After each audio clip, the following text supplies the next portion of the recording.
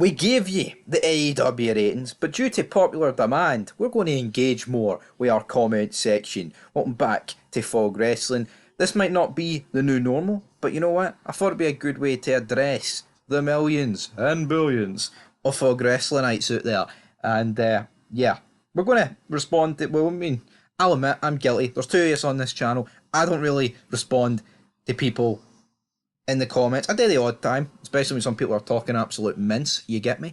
But here we're going to speak, we're going to react, we're going to break it down and see what the fans think of the latest AEW Dynamite shit show in the ratings department. It was stagnant, but when stagnant's pish, that's not very good. Let's start with mixed content. 9060 says, soon it'll be with the best wrestle and the fewest watch. Well, I mean, first you would have to hire some good people for it to be the best wrestle, but I agree. Dale Schufelt says, I start watching Dynamite every week. I rarely finish. The show is painful. Everyone has a belt, and I don't know who half the guys are.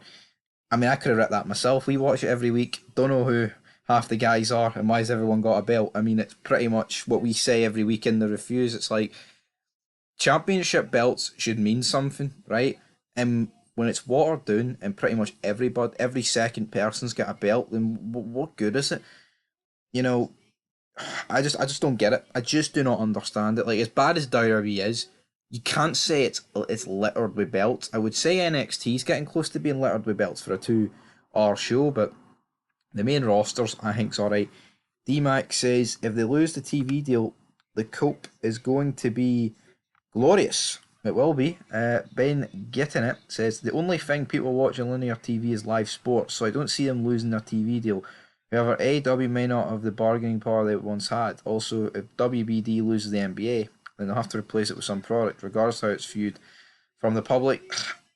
But with Tony Khan, right, he's always just... I mean, the speculation is that he just fires them money, right, and they accept it. And that's never going to dry up, regardless of how bad the ratings are.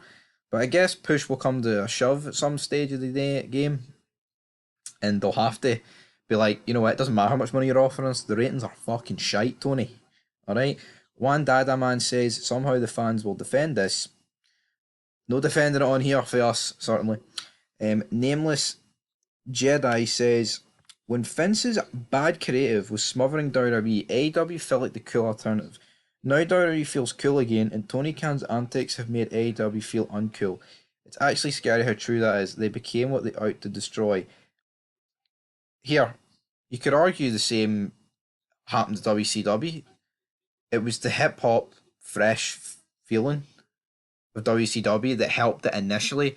And I say helped it initially. Of course, they still had, like, the older stars, right? But, you know, when WCW really took off, you had like the NWO come in. It was fresh. It was fucking great. Sting with different, appearance. Yeah, you still had Hogan and Flair, absolutely, but it was done in a different light, especially with Hogan to WWE. Like, they turned him heel. It was fresh. But then WWE changed the old guard and created all these new stars and defeated them. AEW came in as the fresh thing. I remember watching AEW like in 2019. I mean, in 2020. With like the Vanguard 1 stuff, Matt Hardy, Jericho was brilliant, I thought, initially. It's so scary to think how much he's went downhill. And just seeing a new company, it was good. It was good seeing it. All these like old faces that they brought back for like WCW and all, and actually seeing them. But this comment is right. It's no longer the cool alternative. It's not. I wouldn't say WWE feels cool again, but I would say WWE is a bit better than what it was like 2019 around that era. Fawn File says, Tony Clown turns main eventers into nobodies. That's the problem. It does. Let's move into our quarter ratings. Metal Mouth says, only 3,900 tickets sold. Douglas Jenkins says, yeah, let's see, AEW can do better without the big bangers. I believe they can. The big bangers? Who's that? Is that their matches that are bangers?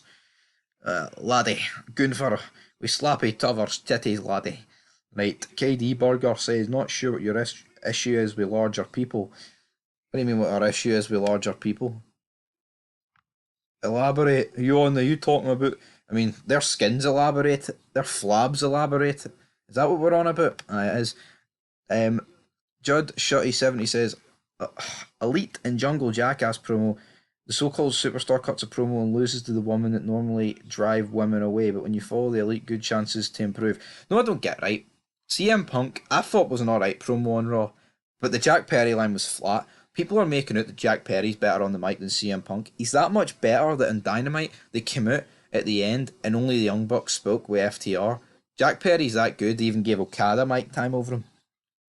How you feeling, big man? You feel no well? How you feeling, Kenny? What? What's that doing for anybody, man? Honestly, what a shite. Sack the Buzzkill says, can't wait for Uncle Dave to tell us all the excuses for why the rating is bad. Uncle Dave, what sort of list is he on, or register? Um, he starts doing it before the show starts. What's a possible excuse for losing 9% when the Bucks and so-called superstar Jungle Jackass in the quarter, then it goes up? Where they're finished 5%. There's no basketball or hockey. That can be blamed for that. The Elite are just not interested. Nobody cares. Yeah, I think this Tony Khan stuff has lost traction pretty much immediately. They needed to strike while the iron was hot with the heat that they got initially, even though the ratings were low, but they haven't. The New Japan Pro Wrestling Light experiment is officially a flop of epic proportions. Okuda and Sasha and Will have been non-factors, and it's not like Tony has learned from the past either. He still books horribly. And then for Theory says NXT will be pumping AEW Dynasty's ratings before the summer is done. Dynamite, still shite. Yeah, it doesn't matter what way you spell it, still shite. Alfred Harden says he's already been buying ratings. It's no way 750 people are watching that crap. They'll fall asleep while watching The Big Bang Theory or Netflix and chill mode and just leave the TV on.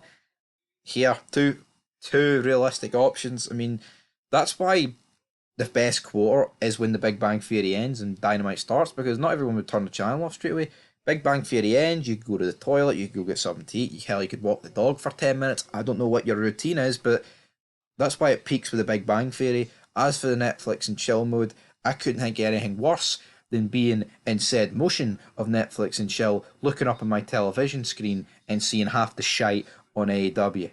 Anyway, well, any wrestling for that matter, man, because I don't think looking up and seeing grown men in tights is going to do it for you. But if it does do it for you, then maybe Dynamite is the perfect Netflix and chill. Maybe seeing Orange Cassidy with his hands in his pocket gets you off. It doesn't get us off, and it doesn't get the ratings off. The ratings are shite. We've reacted to a few comments. If you like this, then like it. Hit the like button. Subscribe. And we'll react to more comments, man. We'll react to the comments about you reacting to Dynamite ratings. How about those apples? Nah, that's overkill, but we'll be back with more content soon. Till next time. Peace.